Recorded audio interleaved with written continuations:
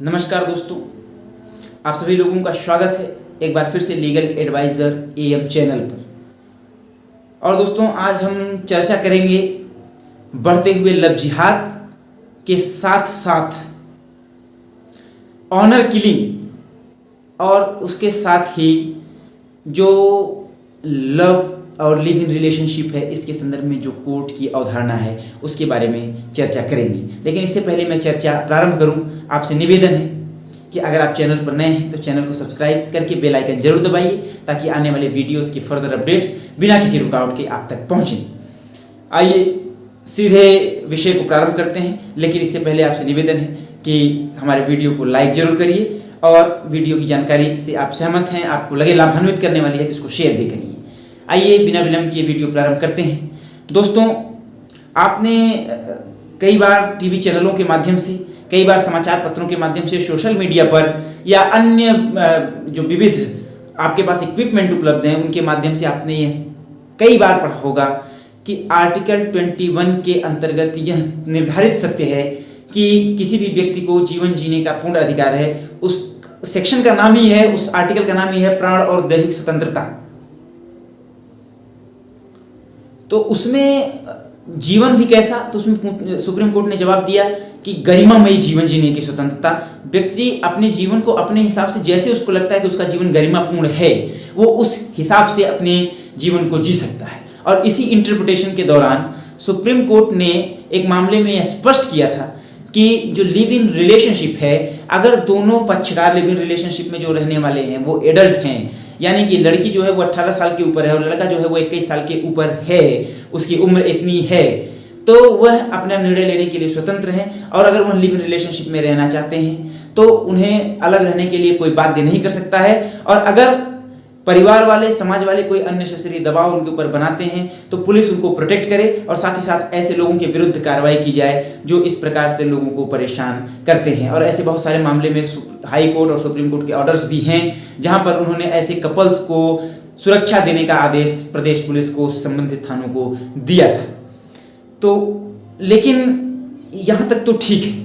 लेकिन इसी live in relationship के चक्कर में, इसी अधिकार के प्रचार प्रसार के चक्कर में आए दिन छात्र छात्राएं अपने मार्ग से हट जाते हैं। आए दिन ऐसी घटनाएं, अभी आपने मथुरा की एक घटना सुनी होगी, ये बहुत हाईलाइटेड घटना ये भी थी कि वहां पर सड़क के किनारे हाईवे पर मथुरा में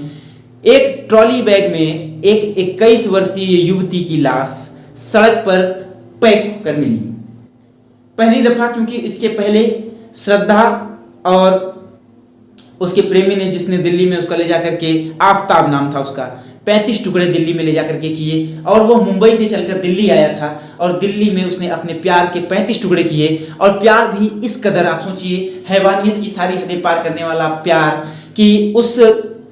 महिला से जिससे वह 2009 से प्यार कर रहा था, उसके सर को काटकर फ्रिज के ऊपर रखा, फ्रिज के सबसे ऊपर वाले डोर में, और नीचे खाने का सामान रखता था और उसके सर को देख देख कर भोजन करता था। और उसके शरीर के उस हैवान ने 35 टुकड़े किए। और यह 35 टुकड़े इसीलिए करना संभव हो पाया क्योंकि यह जो इंटरप्रिटेशन था, यह जो लॉ जो लोगों को बियॉन्ड जाने की लिमिट्स देता है, जिसके थ्रू वो लड़कियां अपने परिवार से बगावत करके हर बार यही कहती हैं, मेरा वाला आफताब ऐसा नहीं है। और इस वाले मामले में भी एग्जैक्ट सेम ऐसा ही हुआ था कि श्रद्धा की माँ ने, जब पहले के जो बहुत सारे घटनाक्रम हुए हैं, बहुत सारे जो कांड हुए हैं, उन सभी कांड में उनकी माँ ने या समाज ने, सभी ने देखा है कि ऐसे ही हुआ है कि प्यार के नाम पर हिंदू लड़कियों को फंसाकर जिस प्रकार से मुस्लिम लड़के प्यार के नाम पर उनके शरीर के टुकड़े टुकड़े कर देते हैं और उन्हें बोरियों में भरकर जंगलों और नालों में फेंक देते हैं, ये आए दिन की घटना हो चुकी थी। तो श्रद्धा की माता को भी यह बात पता थी, तो उन्होंने श्रद्धा को ऐसा करने से रोका। तो जब श्रद्धा को ऐसा करने से रोका तो श्रद्धा का फ्लैट एक लीनियर आंसर था कि मेरा वाला आफताब ऐसा नहीं है। जबकि इसके पहले जो घटनाएं हुई थी उनमें भी यह चीज कॉमन थी कि वह लड़कियां अपने परिवार में यही कहती थी कि मेरा शोएब ऐसा नहीं है, मेरा असलम ऐसा नहीं है। लेकिन फिर भी यह घटनाएं लगातार होती जाती हैं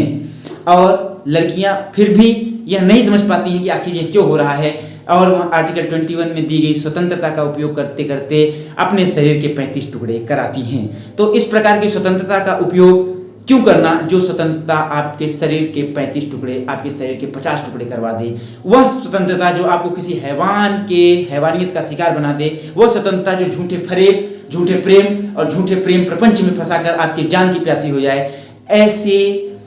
प्रेम का, ऐसी स्वतंत्रता का उपयोग करने से अच्छा है आप इस स्वतंत्रता का प्रयोग न करते हुए एक गरिमामयी किंतु चारित्रिक रूप से संपन्न, किंतु सैद्धांतिक रूप से संपन्न, किंतु जो हमारी मूल्य हैं, हमारी जो मर्यादाएं हैं, हमारी जो परंपराएं हैं, हमारा जो अनुशासन है, उससे संपन्न एक जीवन शैली जिए। तो शायद इतना करने की आवश्यकता भी नहीं होगी, शायद मुझे इस प्रकार के विषयों पर दुखित मन से वीडियो बनाने की आवश्यकता नहीं होगी, लेकिन फिर भी ऐसा होता है। अब इसका दूसरा पहलू देखते हैं। एक तो ये पहलू है जहां पर लड़की प्रेम में अपने उसी प्रेमी का शिकार हो जाती है, उसी प्रेमी के उस वहसीपने का शिकार हो जाती है। दूसरा मामला आता है जिसे बोलते हैं ऑनर किलिंग, जहां पर एक लड़की अपने से निम्न जाति के लड़के के साथ या किसी ऐसे लड़के के साथ जिससे उसके परिवार वाले पसंद नहीं करते हैं कि उससे वह शादी करे, अपनी इच्छा के अनुसार शादी करती है। तो मथुरा वाले कांड में जो खुलासा हुआ है वो यही कहता है, चीख चीख कर ऑनर किलिंग का मामला था। जैसा कि पुलिस जांच में बता रही है कि लड़की के पिता ने ही उसके सीने में 2 गोली मारकर बैग में भरकर वो लाश वहां फेंकी थी, और जो जांच में तथ्य पता चला है वो यही है कि जिस लड़के से वह 2 साल पहले शादी की थी, 1 साल पहले उसने शादी की थी, उस लड़के से शादी करने के लिए उसके माता पिता तैयार नहीं थे, जिसके कारण वो जिद करके वह शादी की, भाग करके शादी की, और जिसका परिणाम ये हुआ कि उसके अपने बाप ने, जिसने उसको पैदा किया, जिसने पाल पोस कर उसे 21 साल का बनाया, उसी पिता ने अपने झूठे शान शौकत को जिंदा रखने के लिए, अपनी प्रतिष्ठा को बनाए रखने के लिए अपनी ही बेटी को मौत के घाट उतार दिया। तो यह भी है जो आर्टिकल 21 में दी गई उस लिव इन रिलेशनशिप की, उस प्रेम की परिभाषा की स्वतंत्रता की मैं बात कर रहा हूं, जहां पर इस प्रकार की चीजें लगातार सामने आती हैं। तो हमें कहीं ना कहीं हम अपने जो हमारे दर्शक हैं,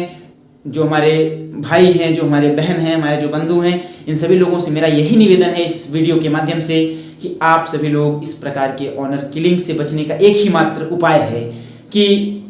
या तो आप ऐसा करने के बाद फिर अपने परिवार की तरफ कभी मुड़ करके मत देखिए। अगर इतना सक्षम समर्थ हैं कि आप अपने परिवार से बहुत दूर निकल जाएं, और आप कम से कम लव जिहाद के चक्कर में तो ना पड़े, मेरी हाथ जोड़कर आप लोगों से निवेदन है कि क्योंकि अगर आप ही कुर्बानी के मार्ग पर चलेंगे, आप ही स्वयं अपने प्राणों को तस्तरी में परोस कर किसी हैवान के सामने रखेंगे, तो फिर हम लोग या हम जैसे लोग या आपके परिवार के लोग, कोई भी आपकी सहायता कैसे कर पाएगा? क्योंकि जब भी आपकी सहायता करने कोई जाएगा, आप कहेंगे कि आर्टिकल 21 के अंतर्गत हमें प्राण और दैहिक स्वतंत्रता है और हमारा गरिमामय जीवन इसी में है कि मैं इसी के साथ प्रेम करूं, तो कोई भी आपकी सहायता नहीं कर पाएगा। इसलिए मैं यही इस वीडियो के माध्यम से निवेदन करता हूं कि स्वतंत्रताएं मिली हैं, तो स्वतंत्रताओं का उपयोग आप अपने व्यक्तित्व और चरित्र के निर्माण में, इसके जो चतुर्दिक बहुआयामी जो विकास हो सकता है उसके आयाम, उस विकास में लगाइए, ताकि आपका